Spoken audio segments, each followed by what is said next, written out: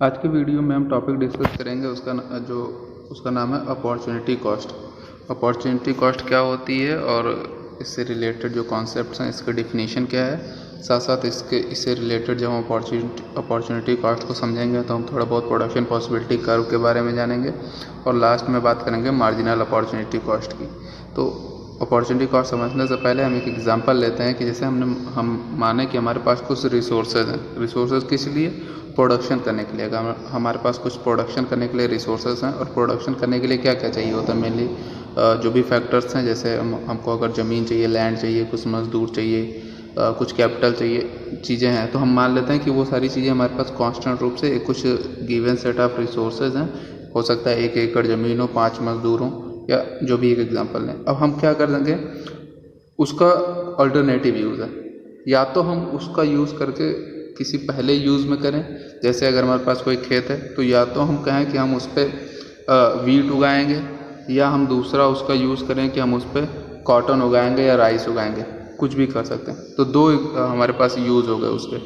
एक resources same ही है, हमारे पास चॉइस हमको मेक करनी है कि हम उसका फर्स्ट में यूज़ करें या सेकेंड में यूज़ करें। दो जगहों पर उसको एम्प्लॉय कर सकते हैं, दो तरीके से उसका यूज़ कर सकते हैं। उसके बाद क्या बात आती है कि अगर हमने उसको फर्स्ट में यूज़ किया, अगर हमने वीट का प्रोडक्शन किया, तो उससे जो टोटल आउटपुट होगी उसका वैल्यू होगा, वैल्यू ऑफ आउटपुट कितना होगा, 1000 रुपये। यानी 1000 रुपये के बराबर का वैल्यू ऑफ आउटपुट मिलेगा, उससे 1000 रुपये के बराबर का प्रोडक्शन होगा।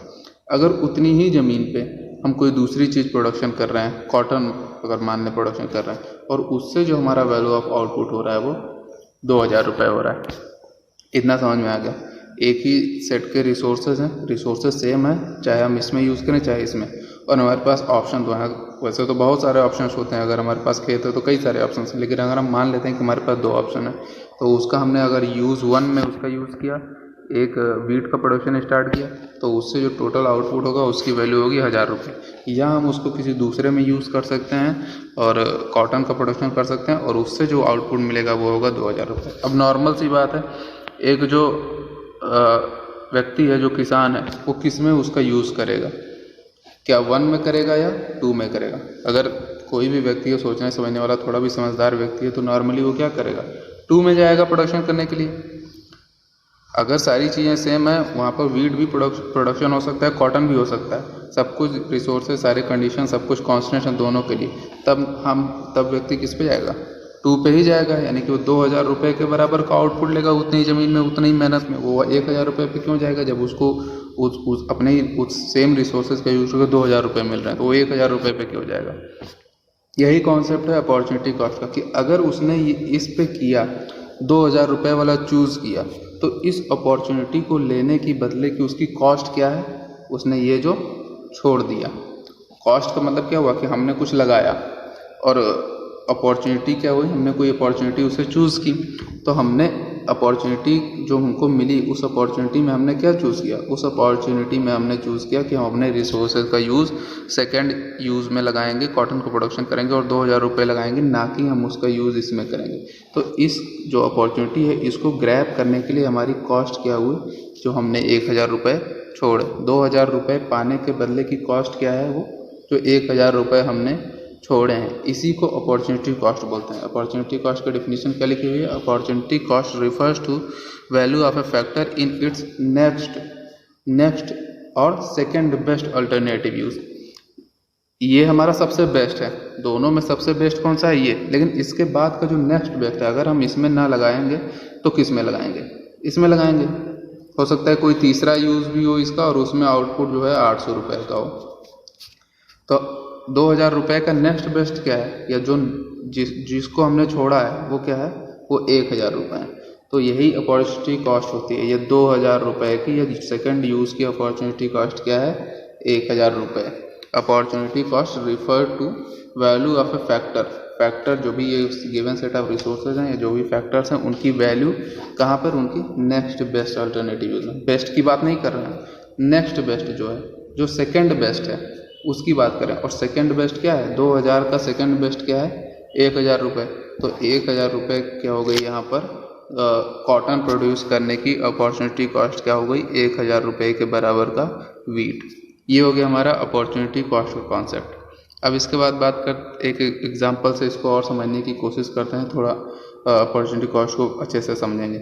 यहाँ पर लिखा हुआ है हमारे पास कुछ अवेलेबल रिसोर्सेज हैं। अवेलेबल रिसोर्सेज कौन से हैं? वही जो गिवन सेट ऑफ रिसोर्सेज। हमारे पास 1 हेक्टेयर ऑफ लैंड है एंड उसके साथ साथ कुछ इनपुट्स अलग से हैं जो कि कंप्लीमेंट्री चाहिए होते हैं। केवल लैंड से खेती नहीं करेंगे ना आप, आपको कुछ और मजदूर चाहिए होंगे, कुछ वाटर अवेलेबिलिटी चाहिए होगी, हैंड पंप चाहिए होंगे, जो भी चीज़ें, तो सब सारी चीज़ों का सेट मिलाकर एक चीज़ें यहाँ पर हमारे पास रिसोर्सेज उतने अवेलेबल है। 1 हेक्टेयर का लैंड है और उसके साथ साथ जो और इनपुट चाहिए होते हैं वो सारी चीज़ें हम पे हैं।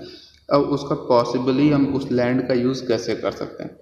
Possible use of land along with the package of other input. सारे इनपुट्स और लैंड का हम पॉसिबली कैसे यूज़ कर सकते हैं? तो उसके यहाँ पे 4 पॉसिबिलिटीज़ लिखी गई। या तो हम उसका यूज़ 1 में करें और उस पर प्रोडक्शन ऑफ वीट करें या गेहूँ की खेती करें।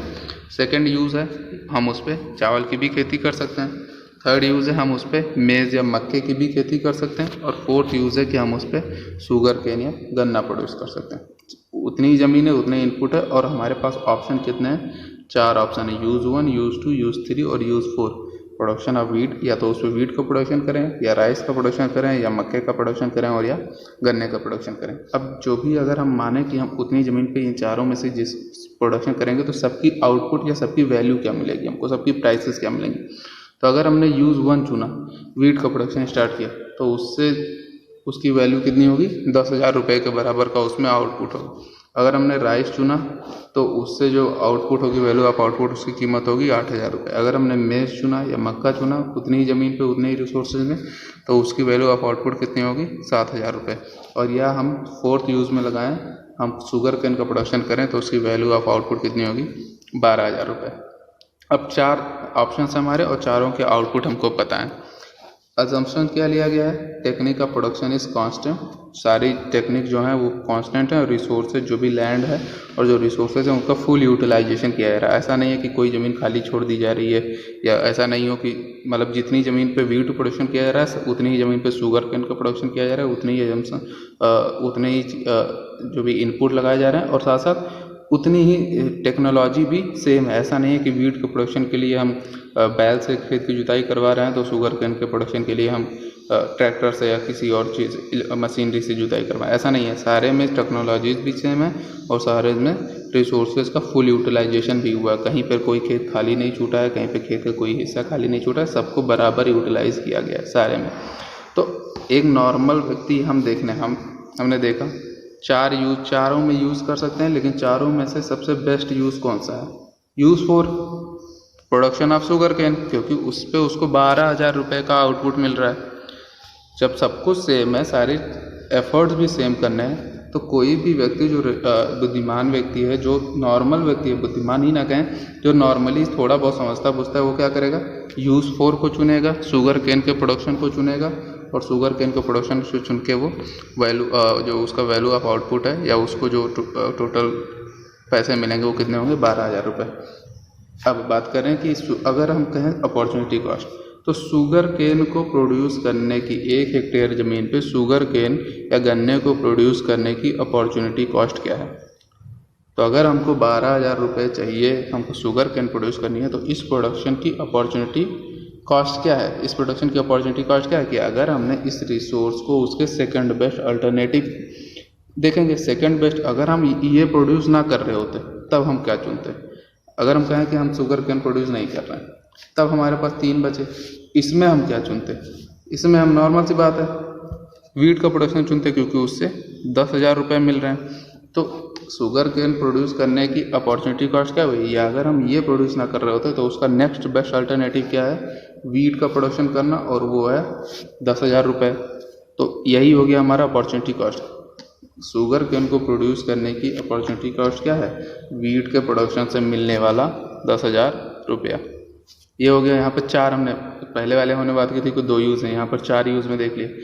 अब 12,000 रुपये मिल रहे हैं, लेकिन अगर हम उस रिसोर्स का उसके सेकंड बेस्ट अल्टरनेटिव में यूज़ करेंगे तो सेकंड बेस्ट क्या है? वही है वो वीट का प्रोडक्शन। ठीक है, इसके बाद है, अब इसको थोड़ा सा ग्राफिकल वे में समझ लेते हैं, और ग्राफिकल वे में समझने के लिए हमको इससे रिलेटेड जो कॉन्सेप्ट है प्रोडक्शन पॉसिबिलिटी कर्व, उसको समझना पड़ेगा। तो सबसे पहले बात करते हैं कि प्रोडक्शन पॉसिबिलिटी कर्व होता क्या है, जिसको कि PPC बोलते हैं, या प्रोडक्शन पॉसिबिलिटी फ्रंटियर भी बोलते हैं उसको, PPF भी बोलते हैं, कई सारे नाम हैं उसके। तो बात करते हैं PPC है क्या। नाम से ही पता चलता है प्रोडक्शन की पॉसिबिलिटी बताता है। कोई कर्व है ऐसा जो क्या बताता है, प्रोडक्शन की पॉसिबिलिटी बताता है। प्रोडक्शन की पॉसिबिलिटी कैसे बताता है कि अगर हमारे पास कुछ रिसोर्सेज हैं, कोई ज़मीन है, कोई फिक्स्ड अमाउंट में कैपिटल है, जितने भी हमारे रिसोर्सेज हैं, हम उन रिसोर्सेज का यूज़ करके कितना प्रोडक्शन कर सकते हैं।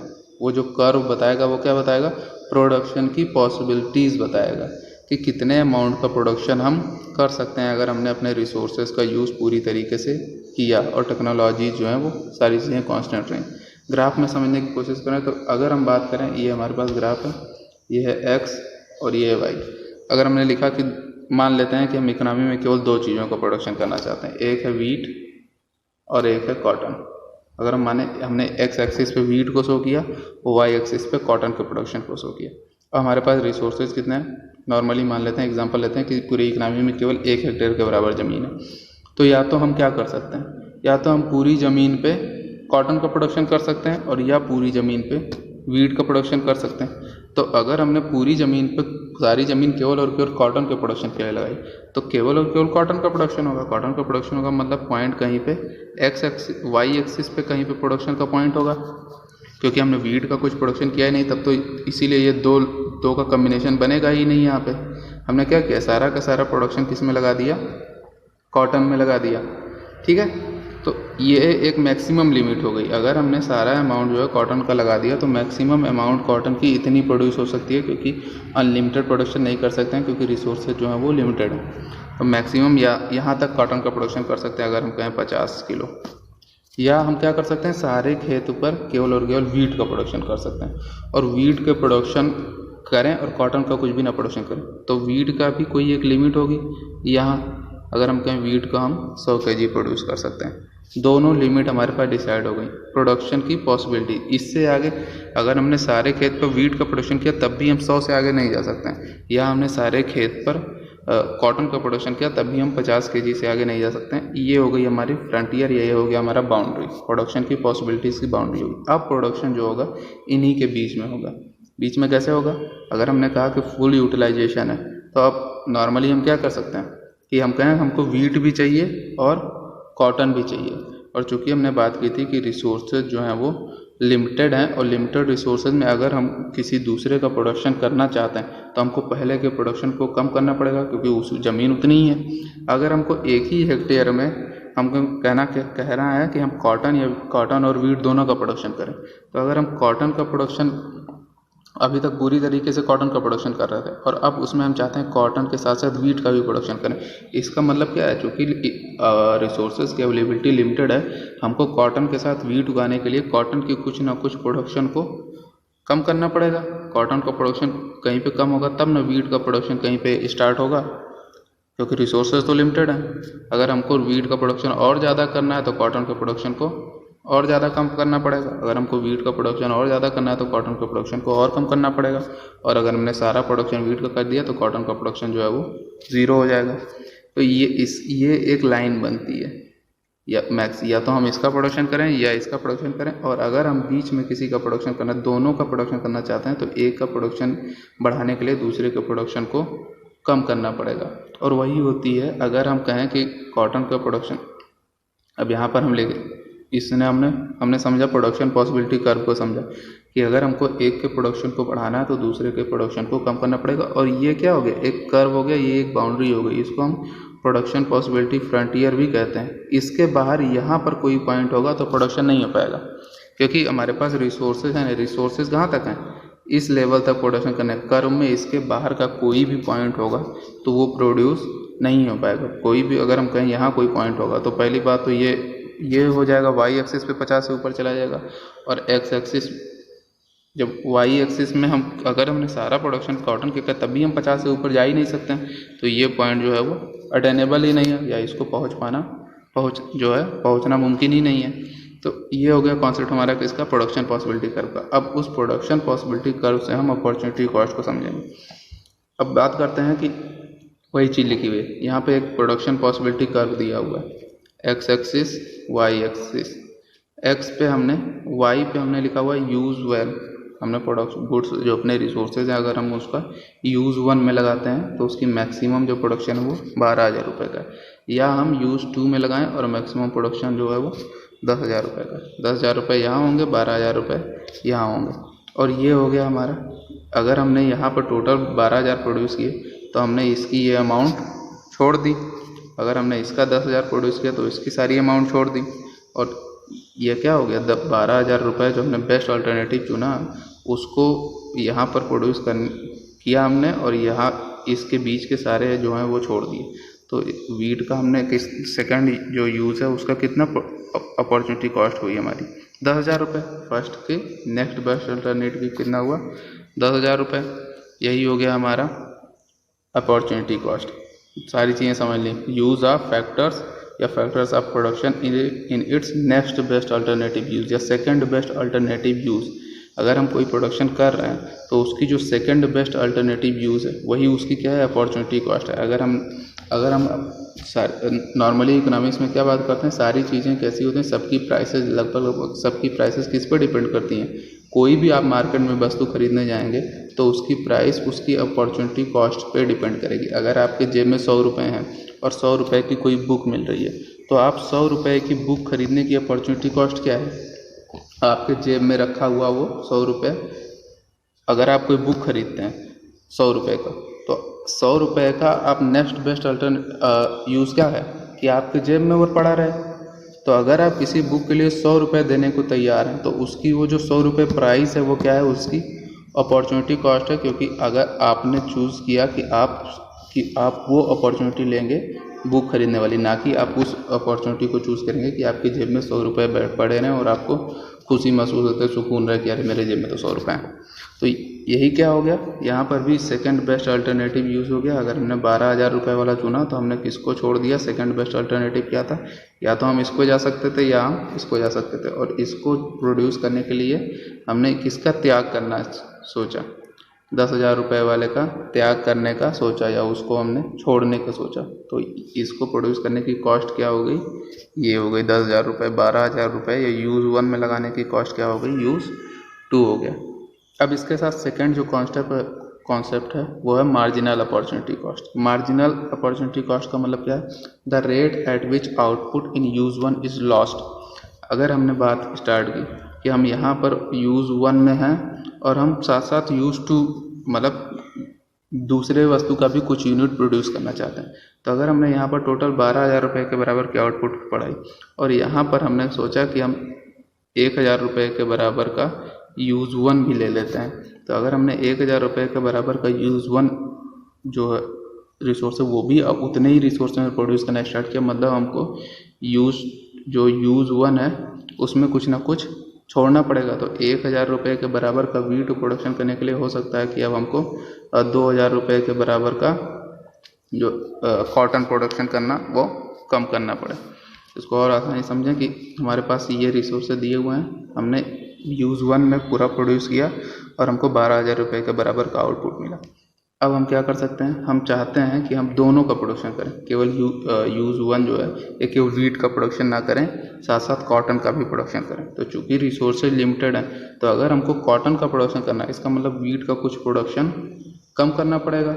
और अगर हम 1 यूनिट या के बराबर कॉटन का प्रोडक्शन करना चाहते हैं तो हमको 1 यूनिट या 2 यूनिट के बराबर कॉटन के प्रोडक्शन को कम करना, वीट के प्रोडक्शन को कम करना पड़ेगा। यहाँ पर बढ़ाने के लिए हमको क्या करना पड़ेगा, इसका कुछ ना कुछ पॉइंट जो है वो कम करना पड़ेगा, तब हम इसका बढ़ाएंगे ना, तब यहाँ पर दोनों के कम्बिनेशंस होंगे एक्स और वाई के।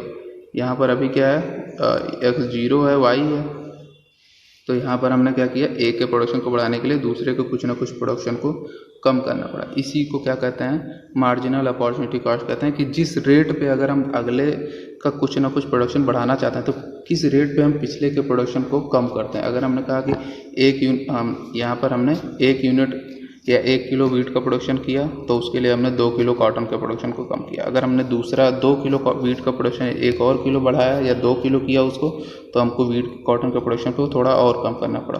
तो ये जिस रेट पे हम एक को बढ़ाते हैं और दूसरे को कम करते हैं उसको क्या बोलते हैं, मार्जिनल अपॉर्चुनिटी कॉस्ट बोलते हैं। मतलब हर एक यूनिट एक्स्ट्रा यूनिट प्रोड्यूस करने की कॉस्ट क्या है, वो जितना हम इसको कम कर रहे हैं वही उसकी मार्जिनल अपॉर्चुनिटी कॉस्ट है। The rate at which output use in use one is lost, use one की जो आउटपुट है वो लॉस्ट हो रही है, कम हो रही है। क्यों?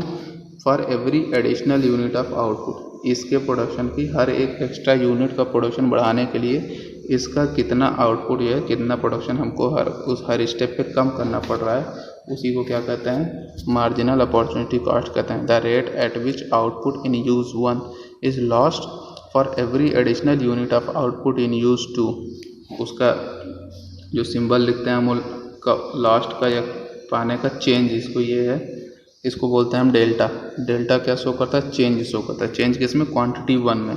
अगर हम क्वांटिटी वन में कुछ जो है लॉस हो रहा है तो उसको हम चेंज शो करते हैं यहाँ पर, और उसके अलावा अगर यहाँ क्वांटिटी टू में कुछ चेंज हो रहा है तो उसको चेंज करते हैं। ये क्या हो सकता है, ये माइनस होगा और ये क्या होगा, प्लस होगा। लेकिन दोनों में चेंजेस की बात हो रही है। अगर हमने कहा पहले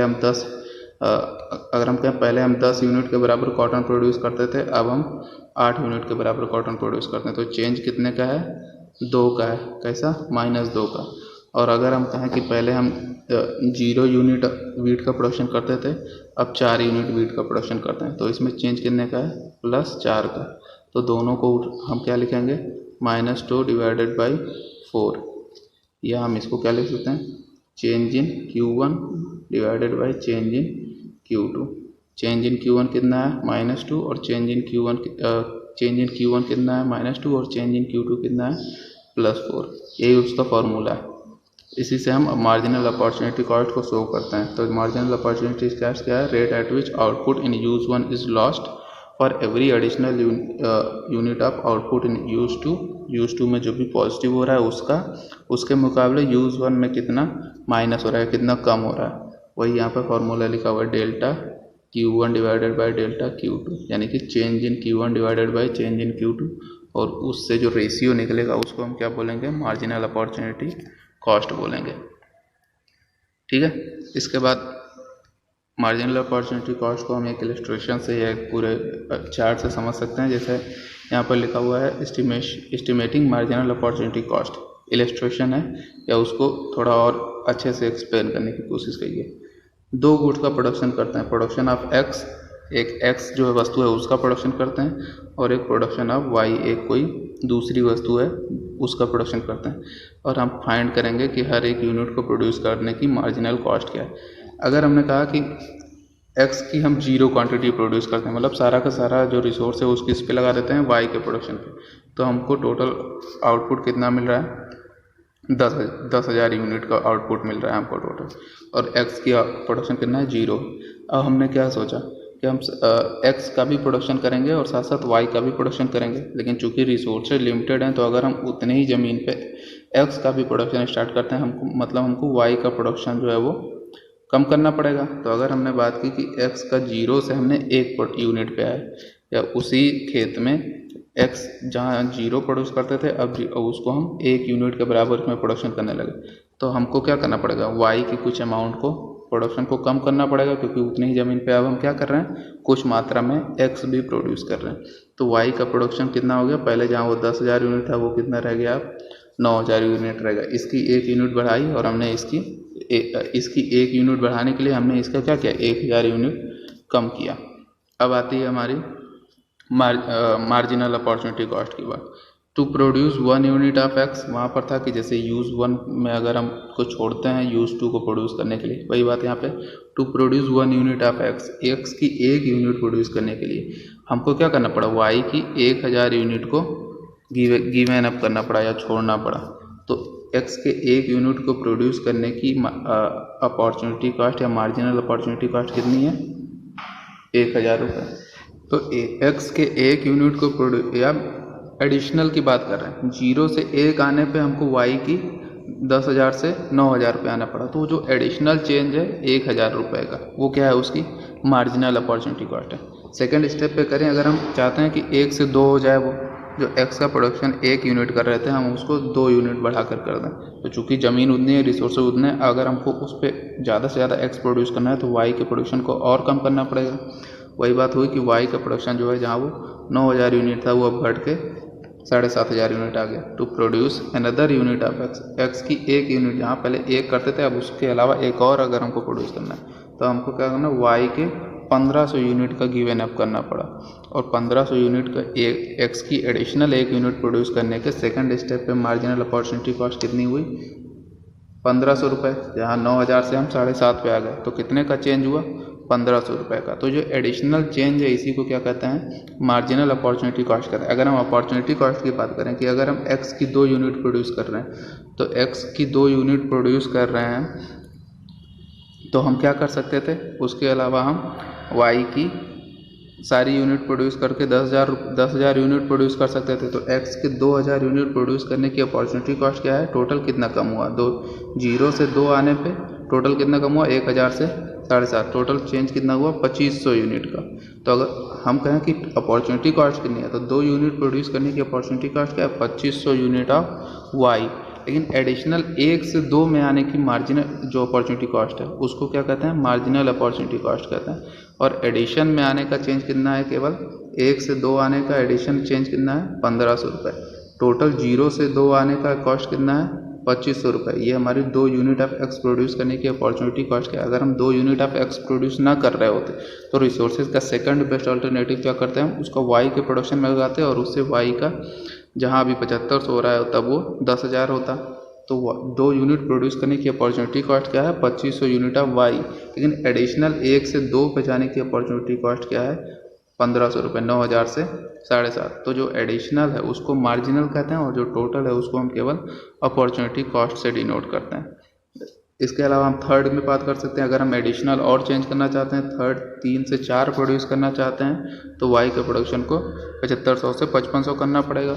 to produce still another unit of Y, X की अनदर यूनिट प्रोड्यूस करने के लिए वाई के हमको 2,000 यूनिट का गिवन अप करना पड़ रहा है। और इस स्टेज पे जो मार्जिनल अपॉर्चुनिटी कॉस्ट है 2 से 3 आने पे मार्जिनल अपॉर्चुनिटी कॉस्ट कितनी हो जा रही है, 7,500 से 5,500 रुपये, यानी कि 2,000 रुपये का गिवन अप करना पड़ रहा है। ये हो गया हमारा टोटल मार्जिनल अपॉर्चुनिटी कॉस्ट का कॉन्सेप्ट। डेफिनेशन क्या लिखे हुए, 10 marginal opportunity cost is calculated in term of loss of Y. Loss of Y, एक एक्स्ट्रा यूनिट प्रोड्यूस करने की अपॉर्चुनिटी कॉस्ट क्या है, जो हमको लॉस हो रहा है वाई के प्रोडक्शन में। अगर हम इसका प्रोडक्शन ना कर रहे होते, थर्ड यूनिट को प्रोड्यूस ना कर रहे होते तो हम वाई की इतनी यूनिट प्रोड्यूस कर रहे होते। लेकिन चूंकि हम एक्स की थर्ड यूनिट प्रोड्यूस करना चाहते हैं तो इसके लिए हमको दूसरे की कुछ ना कुछ को गिवन अप करना पड़ेगा, वही उसकी अपॉर्चुनिटी कॉस्ट होगी, यानी कि उसका सेकंड बेस्ट अल्टरनेटिव। अगर हम ये ना कर रहे होते तो सेकंड बेस्ट अल्टरनेटिव क्या था, यहाँ प्रोडक्शन करना। लेकिन चूंकि हम यहाँ से यहाँ आना चाहते हैं तो इसका प्रोडक्शन यहाँ से कुछ कम होगा। तो दस marginal opportunity cost is calculated in term of loss of output Y, Y के आउटपुट का लॉस है for every additional unit of X product when resources are shifted from Y to X. Resources क्या हो रहे हैं, जो भी production के रिसोर्सेज वो सेम है। खेत अगर बराबर ही है तो खेत की कुछ एरिया जो है हम इसमें शिफ्ट कर रहे हैं ना एक्स के प्रोडक्शन में, यानी कि इसके लिए वो एरिया कम होता जा रहा है, इसीलिए तो प्रोडक्शन कम हो रहा है। तो मार्जिनल अपॉर्चुनिटी कॉस्ट के फार्मूला क्या हो गया, marginal opportunity cost is equal to change in output of Y divided by change in output of x.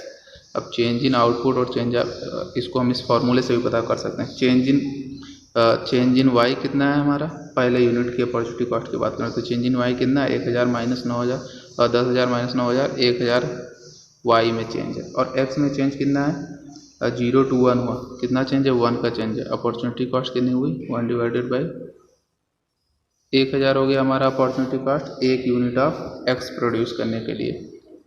अगर हम दूसरी यूनिट ऑफ एक्स प्रोड्यूस करना चाहते हैं तो अपॉर्चुनिटी कॉस्ट कितनी होगी, दूसरी यूनिट के लिए चेंज इन कितना हो रहा है, चेंज इन वाई कितना हो रहा है, 9,000 माइनस 7,500, 1,500 रुपये। और चेंज इन एक्स कितना हो रहा है, 1 हो रहा है, एक एक्स्ट्रा यूनिट प्रोड्यूस कर रहे हैं। मार्जिनल अपॉर्चुनिटी कॉस्ट कितनी हो गई हमारी, 1,500 रुपये। उसको फार्मूले से भी पता कर सकते हैं या डायरेक्ट माइनस करके देख सकते हैं। इसके बाद जो हमारा लास्ट टॉपिक है इसमें वो है कि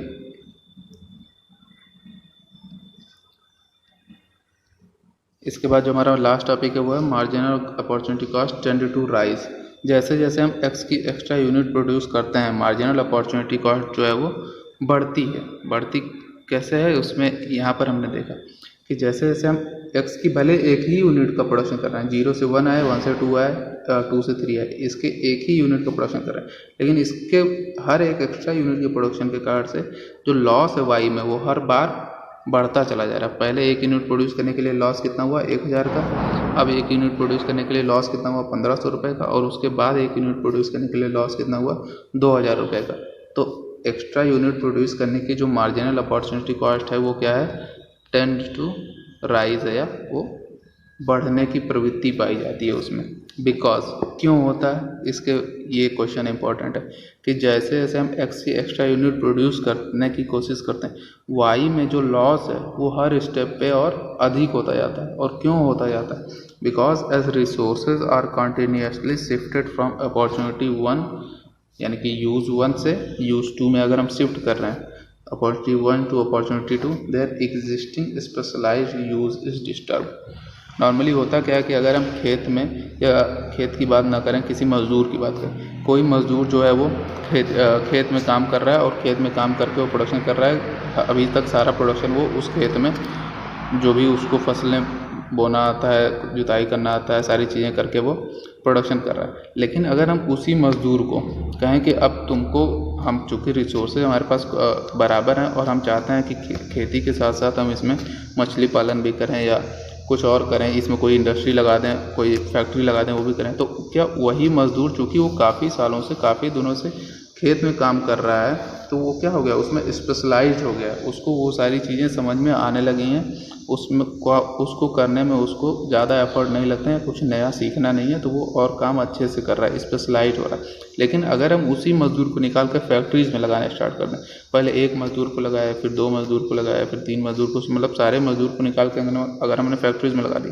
तो वहाँ पर उनके लिए सिचुएशन क्या होगी, काफ़ी नई होगी, उनको चीज़ें समझ में नहीं आएंगी और उनकी प्रोडक्टिविटी जो है वो कम हो जाएगी, क्योंकि उनका स्पेशलाइजेशन किस में था, एग्रीकल्चर प्रोडक्शन में उनका स्पेशलाइजेशन था, वीट के प्रोडक्शन में, कॉटन के प्रोडक्शन में, राइस के प्रोडक्शन में। लेकिन अब उसी व्यक्ति से या उतने ही रिसोर्सेज में, उसी सब में हम क्या कर रहे हैं, अब उसी व्यक्ति से हम कहें कि तुम कार बनाओ हमारे लिए, तो क्या वो बना पाएगा, उसकी प्रोडक्टिविटी जो है, उसकी जो मेहनत करने की प्रोडक्टिविटी है, जो मजदूरी करने की प्रोडक्टिविटी है, वो क्या होगी, कम होती जाएगी हर एक स्टेप पे। जैसे जैसे हम उसके स्पेशलाइज सारे रिसोर्सेज को निकाल के यहाँ पे लगाते जाएंगे, तो उसके जो रिसोर्सेज पहले स्पेशलाइज थे वो अपॉर्चुनिटी 1 में प्रोड्यूस करने के, उनका स्पेशलाइजेशन यूज जो है वो क्या हो गया, डिस्टर्ब हो गया। Shift from opportunity 1 to opportunity 2, their existing specialised जो यूज है वो डिस्टर्ब हो गया, और इसकी वजह से हर नेक्स्ट स्टेप में उनकी प्रोडक्टिविटी धीरे धीरे और कम होती जा रही है।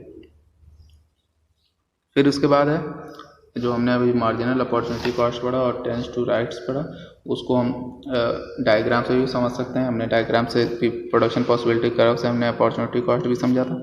यहाँ पर चीज़ें दी हुई हैं, यूज़ 1 है, यूज़ 2 है, ये हमारा क्या है, प्रोडक्शन पॉसिबिलिटी कर्व है, प्रोडक्शन पॉसिबिलिटी फ्रंटियर है।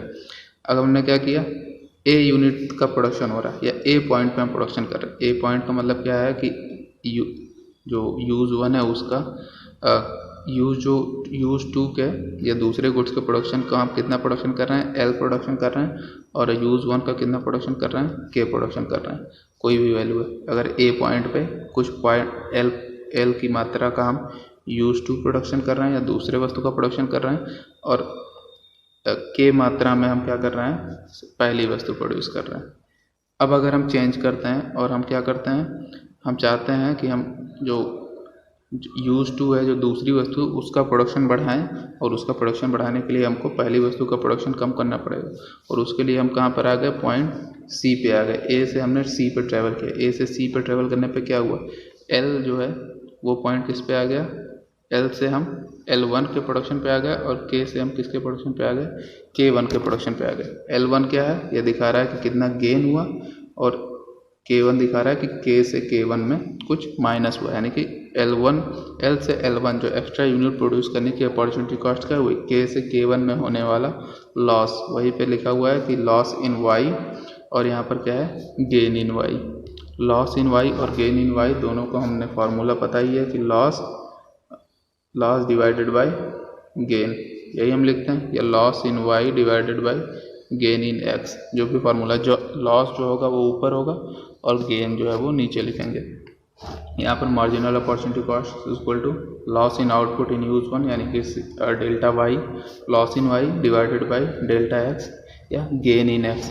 लॉस इन एक्स और गेन इन एक्स कितना है, लॉस इन वाई कितना है, के से K1, के पॉइंट से K1 के बीच का लॉस हुआ है, और गेन कितना हुआ है, L से L1 पॉइंट का, L से L1 गए हैं तो इतने काम को गेन हुआ है। दोनों अगर हम ग्राफ पे बात करें तो दोनों कितने हो रहे हैं, चीज़ें लिखी हुई हैं, A से A B के बराबर का लॉस हुआ है और B और C के बराबर का गेन हुआ है। और यही क्या है, चूँकि ये कर्व जो है वो जो लाइन है वो कैसी है, कर्व के फॉर्म में है, मतलब इसका जो स्लोप है वो हर पॉइंट पे चेंज होता जा रहा है। हर पॉइंट पे चेंज होने का मतलब क्या है कि हर एक एक्स्ट्रा यूनिट आगे बढ़ने के लिए जो पिछला जो लॉस है वो बढ़ता चला जा रहा है, या उसमें पिछले लॉस में कोई चेंज हो रहा है। अगर ये लाइन स्ट्रेट लाइन होती तो हम कहते हैं कि इसका जो स्लोप है वो कांस्टेंट है, मतलब एक एक्स्ट्रा प्रोड्यूस करने के लिए, हर एक्स्ट्रा प्रोड्यूस करने के लिए जो दूसरा जो लॉस है वो सेम रहेगा या बराबर रहेगा। लेकिन चूँकि ये जो हमारा लाइन है वो किस में, कर्व में है, तो हर एक एक्स्ट्रा यूनिट प्रोड्यूस करने के लिए जो हमारा दूसरा का लॉस है वो चेंज होता जा रहा है, और उसी को हम क्या बोलते हैं, slope of production possibility curve. Slope of production possibility curve कैसे फाइंड करते हैं, with the use of marginal opportunity cost. और marginal opportunity cost tend to rise,